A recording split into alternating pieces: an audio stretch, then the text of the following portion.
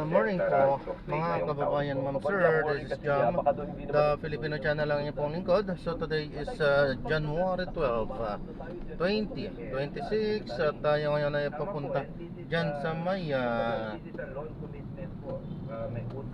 Cross Dental Clinic sa may MH Del Pilar po yan. Malabon. Despite kapag may pagbabago, kumbaga, kung maalala nyo po, nagsimula po ito sa... At dadalhin po natin yan. Pangulo po ngayon. At kami po Patay tayo quite dyan. confident kung may susunod na Diyos ko. tuloy po At dadalhin po natin yan sa may LRT Monumento But more of kailangan station sa may Grace Park West, Caloocan City. Okay, so magbabalik po tayo mamayang konti po pag nakuha na po natin sila. Disclaimer lamang po, ang content po natin ay kalsada at hindi ang passenger. Kaya nga naman sakasakali man po na may marinig kayo mga pangalan ng lugar, pangalan ng tao, pangalan ng organization, so government o private man yan, ay wala pong kinalaman ng channel na ito, wala pong pinapatungkulan. Lahat po ng pinag-uusapan dito ay pawang dito lamang po yan sa loob at wala pong pinapatungkulan sa labas. Okay po, magbabalik po tayo mamayang konti pag nakuha na po natin sila. O alisin yung existing commuting station. Okay, sabi ni Jimmy Villa, heavy Yan. traffic po sa Espanya dahil maraming sira sa traffic light. Ay hindi ata yan DOTR. MMDA ba yan, Secretary? Pag ganyan, traffic light? Yes sir, MMDA po yan, iti local government. Sabi ni Ma'am Elsie Bajon, Authority, sa totoo lang po, Alvin, talaga... Yan, magaling tayo ng mga nagbabagong balita at mga talakay habang tayo pupunta doon sa ating pick-up area. Hindi naman na may alam, pero dapat lahat sila marunong. Di ba, Sec? Tama po, and there must be a consistency. Yun po importante. Consistent dapat yung enforcement ng polisiya. Hindi pwede na isang enforcer, iba ang kanyang interpretasyon. Pagdating sa isang enforcer, iba na rin ang kanyang interpretasyon. Diyan po nangyayari yung kalituan at ang namumblema at ang talagang kawawa ay ating kaubayan. Sabi ni Ronnie Morales, pakitanong po, mabagal ang pagbibigay ng confirmation sa nabili namin second hand na sasakyan. I doubt po kay Secretary yan. Di ba, yung LTO siguro pag-guess natin ulit. Ano sa ating pa-follow up yung release ng LTO. Based 10 years ago pa, LTO pa rin yan. Although may instruction ka ba sa LTO kaugnay sa plaka, alam ko naka-recover na yun nung panahon ni Vigor. Yes. Opo, dalawa po kasing aspeto yan, Sir Alvin, no? Iba yung walang backlog na tapos na yung production ng ating plaka. It is a totally different thing. Yung distribution, yung pagbibigay ng yung plaka mismo sa may-ari ng sasakyan. Kahit natapos na po yung backlog, ang tunay po na pagtatapos sa backlog, kung nakarating ba yung produce natin na plaka sa ating motorista. So yun po yung tinitingnan namin kung anong pamamaraan na mahina, mas epektibo para yung mga, sabi natin, yung mga produced plate, no, yung naayos na may backlog, makarating naman sa ating mga registered owners. And last but not the least, si Elvira Tao po, good morning, Secretary. Baka pwede niyo pong tutukan ng ang mga COGDO, Antipolo ng Jeepney. Marami pong mga patok na sinasabi, nakakatapos po minsan kasi nag-overspeeding po sila. Tututukan po namin. Salamat po na at hopefully yung mga taga-Cogyo at taga-Antipolo, makikita tayo next week yan. Anong gagawin sa may operation kaya? Hindi po, sasakay po muna ako na para makita ko po yung sitwasyon. Mahirap po mag-operate kapag di natin alam yung mismong problema. Alam nyo naman si Secretary, siya nagpauso na yung mga opisyal. Sumakay kayo sa public transport para malaman ninyo ano ang pakiramdam ng ordinaryong commuter. Di ba, Sec? Tama po. Tuloy-tuloy pa rin po yun. Maraming salamat, Secretary. Mabuhay po kayo. Thank you po, Kuya. Salamat po sa lahat. Happy Monday. Magandang umaga po. Si Secretary Giovanni Panoy Lopez po yan, ang ating kalihim ng Department of Transportation. O alam niyo bang birthday pala today ni Ma'am Gladys Santa Rita ng Maharlika Fund? Talagang naman, happy birthday, Ma'am Gladys! Wala naman sa yung mukha ay wala sa edad. Yung mukhang bata si Ma'am Gladys O by the way, hindi pa kita na feedback na napakatamis ng pomegranate na binigay niyo sa akin, ha? Nagulat nga ako na meron palang pomegranate dito sa Pilipinas. Yung pala imported. Maraming salamat at happy birthday, Ma'am Gladys Santa Rita. At magandang umaga din po kay Ambassador Francis Huwag. Gising na Pastor. Mayong aga, good morning. At ganun din itong si Ma'am, ay naku Ma'am Corito, may patanong ka pala kung saan yung Kamuning Station sa Francis 4 ba, yun ang hindi ko rin alam. Pero ang tinutukoy ko doon ay yung Kamuning, Mount Kamuning. Hindi ba yung pagkataas-taas niyan? O may bago na raw. At yan, Bustamante Calumartes, still not well. Pero kahit nakahiga po ay watching. O, ang daming nahawa ng super flu ba yan? O hindi pa naman super flu, regular flu lang. Kasi pauso sa Amerika yung super flu. Hindi pa, may datos na ba ang Department of Health kung ilan na ang naapektuhan ng super flu? O kung super flu man yun, Richard Burke, o ordinary flu lang. Kasi marami po ang sa amin sa Ilonggo, alam ni Bey ito, kasi buro. Alam mo yun, Bey, na term, kasi buro. Ibig sabihin nun, parang tumutuloy yung sipon. Oh. Pero marami pa rin ang pumapasok. Ano po? Kasi nga po, marami tayong mga kababayan na no work, no pay. At yung iba, hindi na ayaw talagang umabsent dahil nuklukan ng sipag sa trabaho. Ang problema po noon, oo nga, masipag nga kayo. Kaya lang, manghahawa naman kayo. Siguro ang gawin na lang, mag-face mask. Ano pag ganun ka, pagpasok mo sa opisina, naku po, nakakahawa po kayo. Eh, yung iba dyan, hindi ganun katindi yung resistensya. Ayun na talagang tatamaan. Eh, mabuti sana kung kasing ganda ng resistensya mo, ng immune system mo, ang mahawahan mo. Eh, pero pag hindi, naku, lagot. Ronnie Santiago, magandang umaga, nagpapa-attendance check lang. Ganoon din si Dave Amalos at si Dr. Mario Pestin. Ganoon din si Coach Gertie. Cadillac Escalade. Cadillac. At meron pang Lexus. Oh, Lexus. Tatlo lang. Ilan? Meron, marami to, marami. Marami, okay. Hindi ko na matandaan kung ilan dahil merong kinuha ang dinala dyan sa ICI. Oo. At meron naman na pinumpis na palit naman ng PNP. Oh, sa isang bahay, isang kondo ba yan? Kondo? Kondo pinanggalingan? Condo building, Condo building. Oo. Lahat na kay Pastor, kinuha ito, Kuya Belo. Ganun? Yung mga matagalang mga sakyan Oo. na pagmamayari, hindi lang nakapangalan kay Congressman na dami Congressman na sabi ko, Oo. kundi may nato ng kumpanya na Ang kumpanya? Oo. Na may kinalaman sa kanya. Dalawa? mga kumpanya Oo. na may kinalaman sa listahan sa mga ano ba yan, flood control project. Wala pa rin si Saldico ngayon. Hanggang ngayon, Kaloy ha?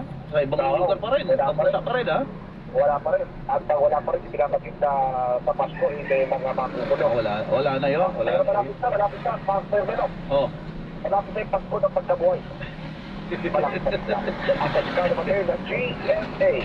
Super Radio, DCWB, dapat totoo. Salamat. Ano ba tayo? Melo del Prado sa Super Radio Ito na po. DCWB. Tayo po ay makipag-ugnayan sa Cebu, mga kapuso, Cebu City po, at tungkol doon sa landfill na gumuho. Ayan, at nasa linya po natin si Cebu Councilor Dave Tumulak.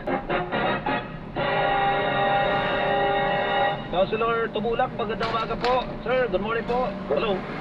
Good morning po. Good morning sa lahat ng mga tagapakinig. Yung po aming isang tagapag-ulat dyan ay nagbalita kanina na 8 na po yung naitalang namatay. At ang nawawala po ay marami pa pala, Councilor, 28 pa po pala, no? Oo. Ano po yung 28? Ano po yung nagiging challenge para po makita yung iba pa na nawawala, Councilor? Alam mo, napakahirap talaga sa mga rescuers natin. Araw-araw nandun ako. Pag ibang araw, maraming challenges. Magmuna tayo dito sa facility. Kasi itong facility na to, MRF building to. Opo. Nandyan din ang clinic, nandyan din ang operations office, yung mga conveyor. This is all sorting office, sorting department. Nandun talaga yung mga malalaking conveyor. So, totoo yan, umaabot na ng 8 yung mga na-retrieve natin na patay. At saka may 12 pa tayo na dinatala natin sa North General Hospital 5, yung sa Visayas Medical Hospital dito. And we have remaining missing manpower of 28 according to the HR. And isa sa mga HR na na-survive, nakasurvive. Opo. Councilor, Kasi yung mga data natin nandun sa HR office sa Philippines mismo. teka, linawin po natin, Councilor, yung po mga nawawala, ano po mga trabaho po nito, Councilor? Yung iba mga engineers, yung iba yung mga workers na MRS Oo. na nandito sa conveyor. Opo, engineer po ng anong departamento po ng inyong local government dyan yan, Councilor? Ano, sa Prime Waste, Prime Waste. sa company to. O Okay. sa Prime Waste. Yung pong operator ng landfill, Councilor. Yeah, sila yung mga operator na kapag check ng mga facilities nila doon sa loob. Opo. Eh, base sa last CCTV, Mhm. nakikita. Kasi yung data ng mga pangalan ng mga employees, Mhm. nandun sa loob, Mhm. yung data. So, ginagawa ng crime, nagkaroon na lang sa mga pagkalabas, sino yung nandun sa loob. Opo. Pati nga yung HR manager nila nandun din sa loob. Maraming HR personnel nandun din sa loob, pati sa clinic. Mhm. So, sa ngayon, pinapacheck natin sa Prime, umabot na ng 28 na lang 28 yung po. mga missing. Opo. So At yung... saka mga Oo. 6:15, tumawag yung tao ko doon kasi nakauwi ako kagabi. Mhm. Opo. So anong sinabi ng tao po ninyo, Councilor? They have to retrieve. But napakahirap kasi doon sa loob ng facility kasi may mga basura, amoy ng methane gas, at saka yung mga metal, at saka yung basura. Napakahirap talaga. Councilor, meron po kami pinapakita rito sa GTV, sa Double BTV. Ito parang gusali na ito. Ito na po yung sinasabi yung facility ng Prime Ano po? Waste. Katumbas ng dalawang palapag na gusali, 20-story building po katumbas. Ano po? Oo. Gano'ng katagal na po ito? Kasi may balita kami na yan ay gusto nang ipasara po, Councilor. Sa last term, kasi yung may-ari ng una is the art builders at saka bigyan ng Pride. So, sa kakaalam ko, mga 2019 ito nag-umpisa. Oo. 2019. So, totoo ba na gusto na pong ipasara po yan, Councilor? Sa ngayon, yung mga environmentalist na nagtuturo sila. Oo. Kasi ang problema kasi dito sa Cebu, as a whole, walang tapunan ng basura. Yan lang. Yan ang problema natin dito. Lalo na sa Cebu City, kasi sinara na rin yung Ilayawan landfill. So, wala na tayong ibang tambakan ng basura. Ito na lang. Yan na lang. Opo. So, sino dapat ang magpapasara po niyan? DNR o yung local government po, Councilor? We're just waiting for the report coming from the DNR on their resolution in regards to this. At saka ngayong umaga may meeting si Mayor sa DNR at saka sa ENP. Opo. May meeting sila ngayong umaga. Opo. Kasi may ano yan eh, may ECC na inisyo ang DNR dyan. So, sila dapat na mag-revoke yan kung talagang nararapat na po, Councilor. Yes po, yes po. Opo. Kaya lang ang sabi nyo nga, saan naman kayo magtatapon ng basura dyan kung hindi yan, kung isasara na po yan, Councilor? Oo nga eh. Nang umupo itong mayor natin, naghahanap pa talaga kami ng ibang lugar. There's also a possibility na dalhin namin yung basura sa ibang island.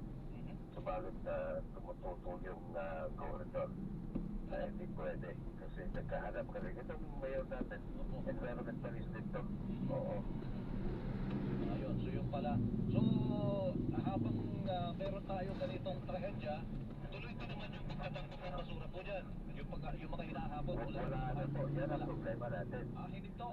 Nung hininto, yung mga basura dito sa Cebu City, ilang araw na, at saka magsinulog pa, Oo. napakalaking problema talaga. So, walang koleksyon ng basura po ngayon na nangyayari sa Cebu City? Supposedly, kahapon sana mag-umpisa itong sa Pulong, Municipality of Consolacion. Opo. It's about 15 kilometers from the city. Subalit nang nagpunta doon yung mga lahat ng mga garbage truck ng city, tumututol yung mga residente doon. So, kaya bumalik na naman. At this is landfill area din. At tumututol yung mga tao sa mga konservasyon. Wala, sige po. Councilor, salamat po sa mga impormasyon. Kami po'y nakatutok dyan sa trahedyang yan. Magandang umaga po dyan. Maraming salamat. Mag-ingat po kayo Maraming dyan. salamat po. Thank you po, thank you po. Thank you. Okay, ma'am. Opo, Okay, si Councilor Dave Tumulak ng Cebu City. Oras para sa 50 na po ng umaga. Radyo na TV Palabanan ng fake news dapat totoo. Melo del Prado sa Super Radio DCWB.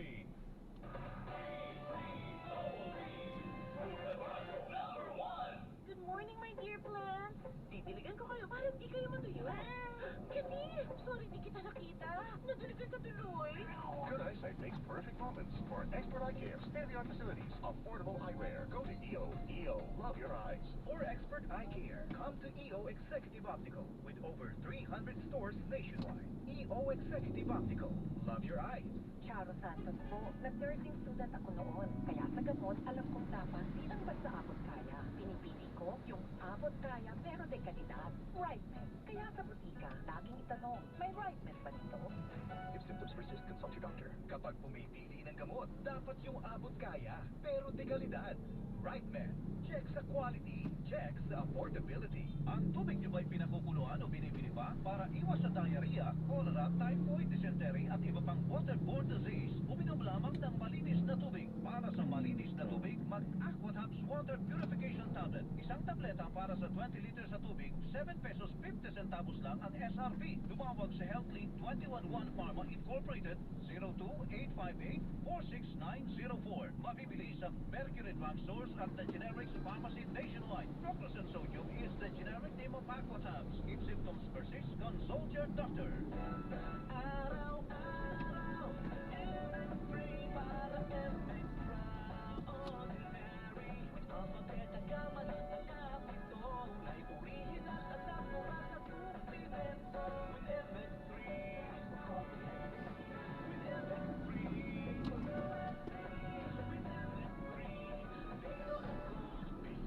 I am Dulce, your power singing tita. Sa MX3 capsule, dito ako bilib. Mahalagang paalala, ang MX3 capsule ay hindi gamot at hindi dapat gamitin pang gamot sa anumang uri ng sakit.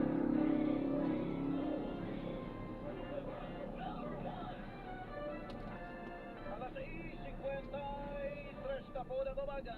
Wow! Yun, no? Melo del Prado? Nalo! Panutong ating bansa na ito, ayan puro impeachment. Ang ating naririnig, impeachment sa Vice President. Ngayon naman, impeachment laban kay Pangulong Bongbong Marcos ang binabalak daw ng ilang grupo. Ibang bansa kasi at hindi na umaabot sa mga impeachment. Pag talagang malinaw na mayroong mga kapabayaan ang mga namumuno sa gobyerno na humantong sa anong tawag dito sa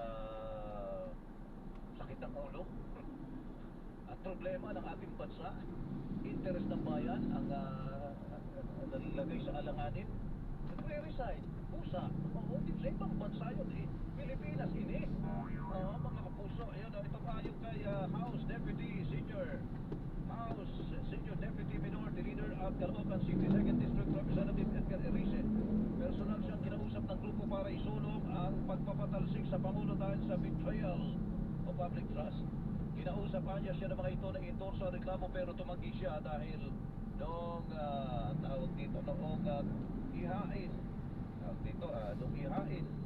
at talakayin ito ay dahil nais niyang makinig ng bukas ang isipan kung ihain at tatalakayin ito ng House Committee on Justice. Naniniwala si Eric na may batayan para ipa-impeach ang Pangulo dahil sa Manoy insertions na nauwi sa manumalyang flood control projects dahil yung mga budget mga kapuso, sabi ni Erice, ilang budget yan yung isa, dalawa siguro, hindi napansin na parang pangatlo, mga kapuso ay mahirap na paniwalaan ng walang alam ang presidente at yung sinasabi mo may kukonsentrate kong gross inexcusable negligence na isa sa mga batayan ng betrayal of public trust.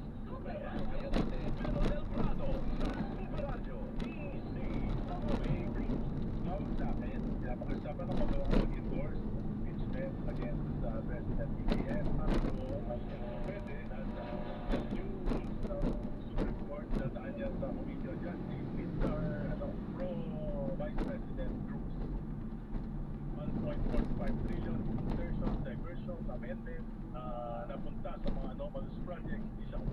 tutuloy po yung kabinet niya. Sabi ko nga, kung 2023 lang, baka napalusutan siya. Pero 2024, 2025, tinirmahan niya. Sabi niya, direview niya. It can be considered as an inexcusable gross negligence, which is one of the basis for betrayal of public trust.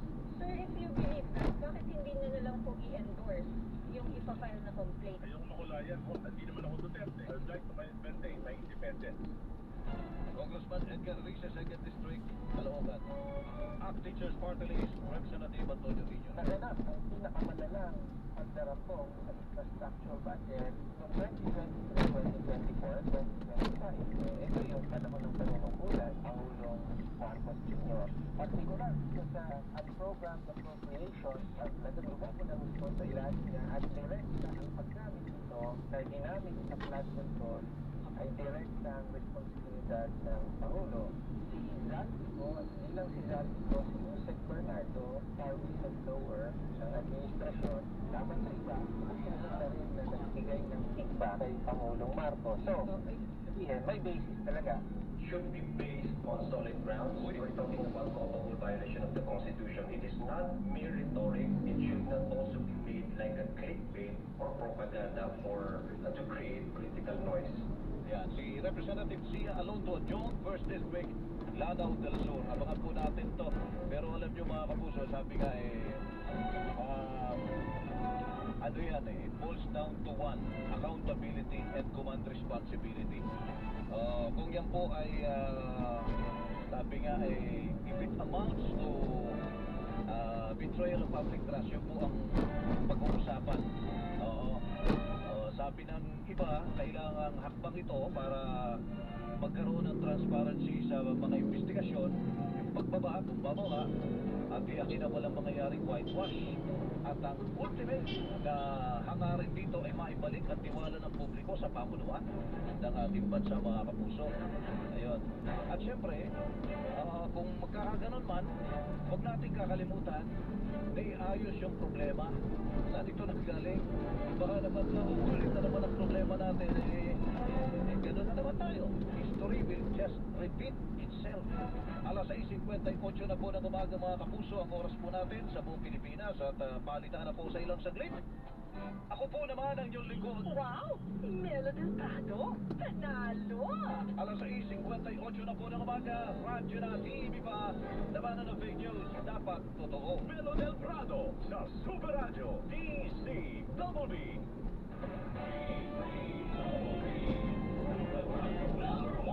Huwag tayong miskin. Gusto natin gumaling agad. Pero di ba mas maiging gustuin malayo sa sakit? Ang yakap ng PhilHealth, programa ng gobyerno na nagbibigay ng libreng pagpapakonsulta at di mga lab test. Kaya payakap sa yakap ng PhilHealth. Yakap ng PhilHealth nang tayo'y malayo na. Ang tubig nyo ba'y pinakukuluan o binibili pa para iwas sa diarrhea, cholera, typhoid, dysentery at iba pang waterborne disease? Uminom lamang ng malinis na tubig. Para sa malinis na tubig, mag-Aquatabs Water Purification Tablet. Isang tableta para sa 20 liters na tubig, 7 pesos 50 centavos lang ang SRP. Tumawag sa HealthLink 211 Pharma Incorporated 02858-46904. Mabibili sa Mercury Drugstores at the Generics Pharmacy nationwide. Proclus Sodium is the generic name of Aquatabs. If symptoms persist, consult your doctor. Helmex Capsules by Mangosteen Battery. Helmex Capsules by Mangosteen Battery. With Healthmax Care Capsule, may mangosteen na, may 8 berries ka pa. Ingatan ang kalusugan with proper diet and healthy lifestyle. Helmex Capsules by Mangosteen Battery. Helmex Capsules by Mangosteen Battery. Ang Healthmax Care Capsule ay mabibili sa Mercury Drugstore nationwide. Para sa katanungan, tawag sa 8400-5266 at 0922-802-6505. Mahalagang paalala, ang Healthmax Care ay hindi gamot at hindi dapat gamitin panggamot sa anumang uri ng sakit.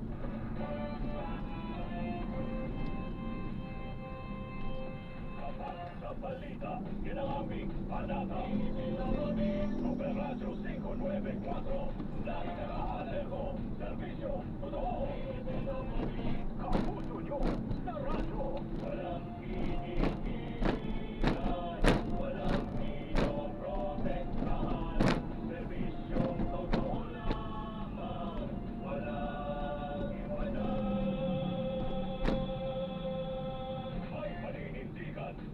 Maasahan. Super Radio 594. Kapag ng Pilipino, lahat Super Radio. Servisyo. Totoo. Walang hinihingan.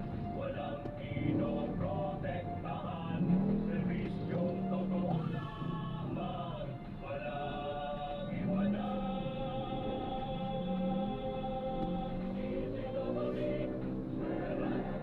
Standby! Super balita sa umaga nationwide. Standby! Dito sa GMA, naniniwala kami ng nagbabalita. Dapat walang kinikilingan, walang mga interes na pinoprotektahan, walang pinapangalagaan, kundi kapakanan ng sambayanan at katotohanan. Balitang walang bahid, walang labis, walang kulay. Serbisyong totoo lang. Oras at kalahating minuto makalipas sa alas 7. Handog sa inyo ng Super Radio, DZWB at lahat ng Super Radio sa Luzon, Visayas at Mindanao. Live ngayong umaga. Ito ang Super Balita sa Umaga. Nationwide, nag-uulat live mula sa Super Radio, DZWB. Narito sila Joel Reyes-Abel at Melo Temprano. Lunes po ngayon, ika-12 sa Enero taong 2026. Sa ating mga headlines, mga evacuees sa Albay, dulot po ng pag-alburuto naman ng Bulkang Mayon, nagkakasakit na dahil sa siksikan sa mga evacuation center. Aktibidad ng bulkan nagpapatuloy. Panuntunan sa pag-angkat ng bigas, dapat higpitan ng gobyerno para buwaba ang presyo nito ayon sa samahang industriya ng agrikultura. Bawas presyo sa mga produktong petrolyo, nakaamba bukas Lahat ng 63 kaso ng superflu na naitala sa bansa noong 2025, gumaling na ayon sa Department of Health. Ilang grupo plano umanong maghain ng impeachment complaint laban naman kay Pangulong Bongbong Marcos ayon kay House Senior Deputy Minority Leader Edgar Erice. Malacanang ipinagkibit balikat lamang ang issue.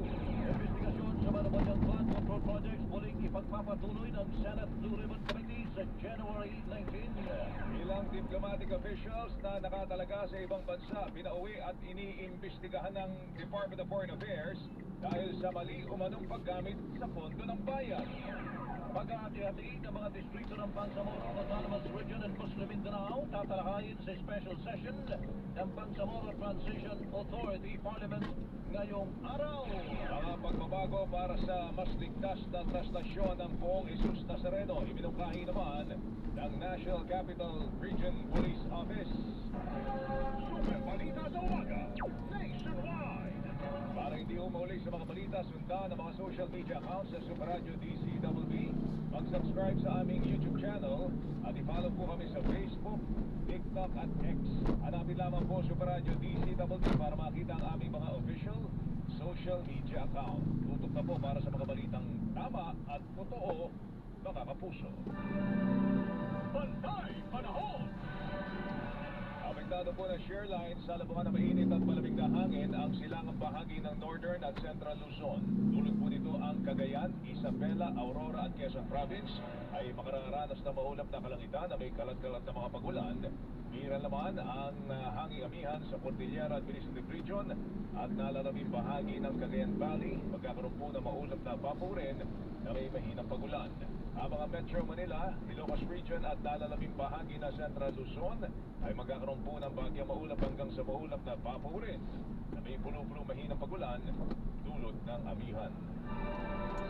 Bantay Panahon. Bantay Bulkan. Sa detalye na ating mga balita, nagkakasakit na po ang mga evacuees sa Albay na apektado ng patuloy na pag-alburuto ng Bulkang Mayon. Ayon sa ilang lumikas na residente, nagkakasakit na po sila dahil sa siksikan at mainit na temperatura sa loob po ng mga 80 na unit. Sa ulat po ng GMA Integrated News, halos 1,800 na individual, 489 na mga pamilya ang nananatili ngayon sa 5 evacuation center sa lungsod ng Tabaco. Dahil dito, nag-iisip na ng mga paraan ang health office ng pamalang lungsod ng Tabaco tulad po ng pagbili ng flu vaccine, lalo tumataas ang mga kaso naman ng bukod-sipon sa evacuation center. Bantay Bulkan. Ang oras po natin ay 5 minuto na po, makalipas 13 barangay sa Kabigulan ang apektado ng patuloy na pag-aalboroto ng bulkang Mayon sa Albay. Batay sa pinakahuling talaan ng Department of Social Welfare and Development ng DSWD, aabot sa 1,116 na pamilya o katumbas sa mahigit sa 4,000 individual ang kasalukuyang tumutuloy sa 14 evacuation center. Samantala, umaabot na sa mahigit sa 7 milyong pisong halaga ng humanitarian assistance ang naihatid ng DSWD sa mga apektado ng aktibidad ng bulkan. Kabilang dyan ang food packs at iba pang pangunahing pangailangan ng mga evacuee. Halaga ng tulong na naipaabot sa mga naapektuhan ng pag-alburuto ng bulkan ngayon sa Albay, umaabot na sa 7 milyong piso ayon sa DSWD Alangalo Salanchi. Tuloy-tuloy ang pagpapadala ng tulong ng DSWD para sa mga naapektuhan ng pag-alburuto ng bulkan Mayon. Ayon sa DSWD, paabot na sa 7 milyong piso ang kabuong halaga ng tulong na naipadala sa lalawigan ng Albay. Kabilang dito 5,380 sa mga family members, 1,003 na ready-to-eat food packets at 2,289 na livelihood items. Pagkulang na tinutulungan ng DSWD ang mga nasa evacuation center na nasa 1,116 na mga pamilya o 4,092 na individual. Maliban dito, namamahagi rin na ng hot meals sa DSWD sa ilang mga evacuation. Sa kabuuan ay mayroong standby fund at resources ang DSWD na aabot sa 3.2 billion pesos na handang ipatulong sa mga inilikas na mga residente. Ako sa nagatos na Jerry sa Paradyo DC Kabalbi. Dapat ito. Ay, kita talaga alam mo. Patuloy ang pag-aalburuto naman ng bulkang Mayon sa Albay, bagamat bumaba ang naitalang aktibidad po nito sa mga nakalipas na araw. Ay kay Mariton Bordas, hepe ho ng Volcano Monitoring and Eruption Prediction Division ng Philippine Institute of Volcanology and Seismology of PHIVOLCS, meron po silang naobserbahang seismic energy sa loob po ng bulkan. Ito po ay dahil meron po tayong pagtaas ng seismic energy release ng bulkan, bagamat wala po tayong significant volcanic earthquake na natatala, ngunit meron po tayong tinatawag na background tremor, no? Na nare-report sa ilang station po na mayong volcano. Ang tremor po, ito po ay isang patuloy na pag-uga ng bulkan. Mahina lamang po ang nare-record natin sa mayong volcano, ngunit typically po kasi ang tremor, ito po ay isang indikasyon ng pagkilos ng volcanic fluid. Dahil dito muling binalalahanan